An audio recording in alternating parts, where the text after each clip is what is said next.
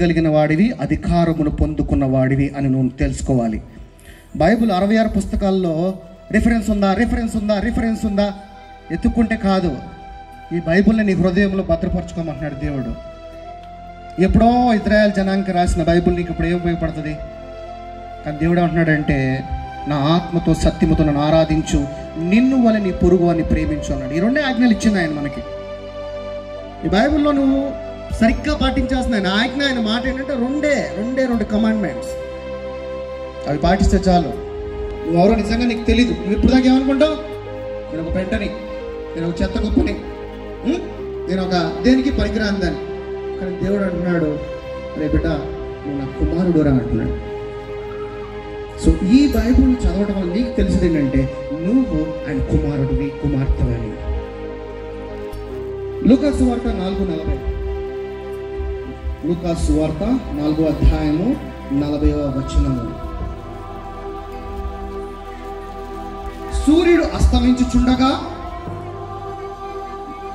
నానా విధము రోగముల చేత పీడింపబడుచున్న వారు ఎవరెవరి యొద్ద నుండిరో వారందరూ ఆ రోగులను ఆయన యొద్దకు తీసుకుని వచ్చిరి.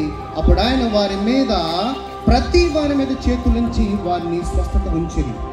అని ఎక్కడికి వెళ్ళినా స్వస్థతే. ఏ గ్రామముకి వెళ్ళినా, ఏ పట్టణముకి వెళ్ళినా, ఎక్కడికి వెళ్ళినా ఆయన నామములో స్వస్థత ఉన్నది. ఎందుకు స్వస్థత ఉన్నది అని అంటే, ప్రవేశిస్తాడంటే ఒక దొంగలాగా ప్రవేశిస్తాడు. సో అందుకని దేవుడు ఈ స్వస్థతను పెట్టాడండి. అంతేగాని ఆ రోజుల్లో స్వస్థతలు జరిగినాయి, ఈ రోజుల్లో స్వస్థత లేవని చెప్పడానికి లేదు. నిన్న క్రమంలో అర్థం చేసుకుంటే నీకు విడుదల దొరుకుతుంది.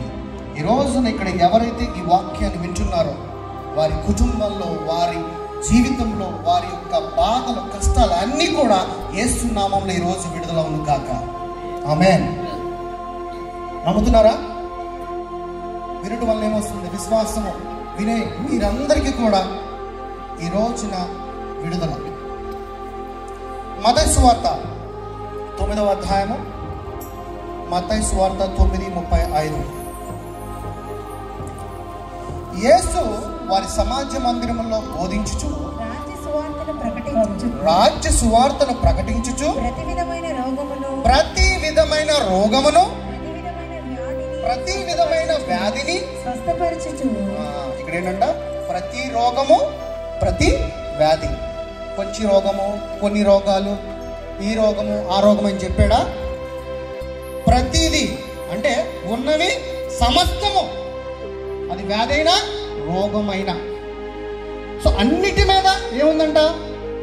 విడుదల ఉందంట. సో ఆ విడుదల ఎలా పొందుకోవాలి అంటే, సమస్త గ్రామం సంచారం చేస్తాను. Okay, right.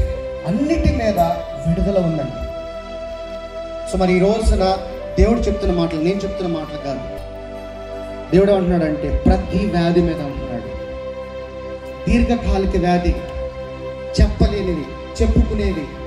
ఈ రోజున పిల్లలందరూ ఎలా పుడుతున్నారు? మ్యాక్సిమం పిల్లలు, పుట్టే పిల్లలందరికీ కూడా ఏదో ఒక ఇబ్బంది. ఎందుకంటే అపవాది, చీకటి.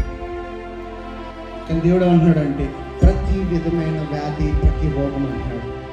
అలాగ విడుదల పొందని ఏ రోగమైనా, ఏ వ్యాధి అయినా, ఏ చీకటైనా ఈరోజు ఈ వాక్యము శక్తి కలిగినది కాబట్టి, ఈ వాక్యములో విడుదల ఉన్నది కాబట్టి, ఈ వాక్యములో స్వస్థత ఉన్నది కాబట్టి ఈరోజు మీరందరికీ ఎవరైతే ఏ ఇబ్బంది ఉందో వాళ్ళందరికీ విడుదల అవుతుంది. అభిషేకం పొందిన అభిషక్తులుగా ఈరోజు మీరు ఇక్కడి నుంచి వెళ్ళబోతున్నారు. వాక్యం చాలా బాగుంటుంది, వినండి శ్రద్ధగా. మత్తయి సువార్త 14:35-36. మత్తయి సువార్త. అక్కడ నుండి జనులు ఆయనను గుర్తుపట్టి చుట్టుపట్ల ఉన్న ఆ ప్రదేశం అంతటికి వర్తమానము పంపి రోగులందరినీ ఆయన వద్దకు తెప్పించి వీరిని ఈ వస్త్రపు చెంగును మాత్రము ముట్టనేమో ఆయనను వేడుకొనిరి. ముట్టిన వారందరూ కూడా స్వస్థత పొందారంట. ఇదే సారాంశంలో 12 సంవత్సరాల నుంచి రక్తస్రావం కలిగిన ఒక స్త్రీ ఉంది కదా. ఆవిడ ముట్టిన తర్వాత అనేక మంది జనులు అక్కడికి వచ్చి నీ వస్త్రపు చెంగును ముట్టుకుంటా అన్నారు. ఆశ్చర్యపడకుడి, ఒక కాలము వచ్చుచున్నది. ఏ కాలం అది?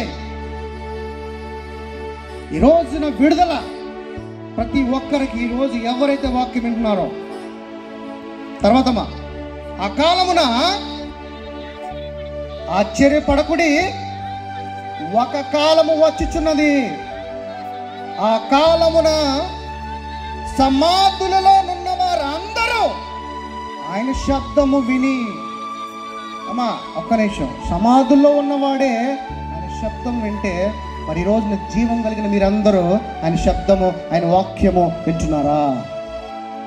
ఆయన వాక్యం మీలోకి వెళుతుందా? సమాధుల్లో ఉన్నవాడినే లేపుతానంటున్నాడు.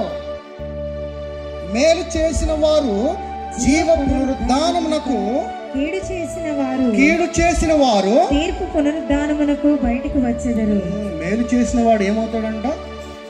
జీవ పునరుద్ధానము. కీడు చేసిన వాడు పోతాడు. వాడు సమాధుల్లో ఉన్నవాడిని లేపేస్తా అంటున్నాడు దేవుడు ఆ శబ్దం వింటే. ఈ రోజున మరి సజీవులుగా మీరు వింటున్నవారు, మరి మీరందరూ దేవుని వాక్యాన్ని అంగీకరిస్తే, నీ సొంత రక్షకుడుగా, రాజులకు రాజు అయిన, ప్రభువులకు ప్రభు అయిన జీసస్ క్రైస్ట్ తను ఒప్పుకుంటే నీకు అధికారం ఇస్తా అంటున్నాడు. ఆయన కుమారుడిగా నిన్ను దీవిస్తా అంటున్నాడు. నీకు శిష్యుడుగా, ఆయన శిష్యుడిగా ఉండడానికి నీకు అవకాశం ఇస్తా అంటున్నాడు. ఆయన నీకు ఒక స్నేహితుడుగా ఉంటా అంటున్నాడు.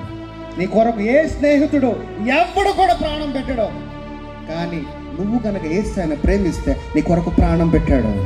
ప్రాణం పెట్టిన స్నేహితుడితో, ప్రాణం పెట్టిన నీ రక్షకుడితో, ప్రాణం పెట్టిన నీ పోషకుడితో కనుక నువ్వు సహవాసము చేస్తే నీకు విడుదల. విడుదల కావాలంటే ఏదో యేసునామం, యేసునామం, యేసునామం.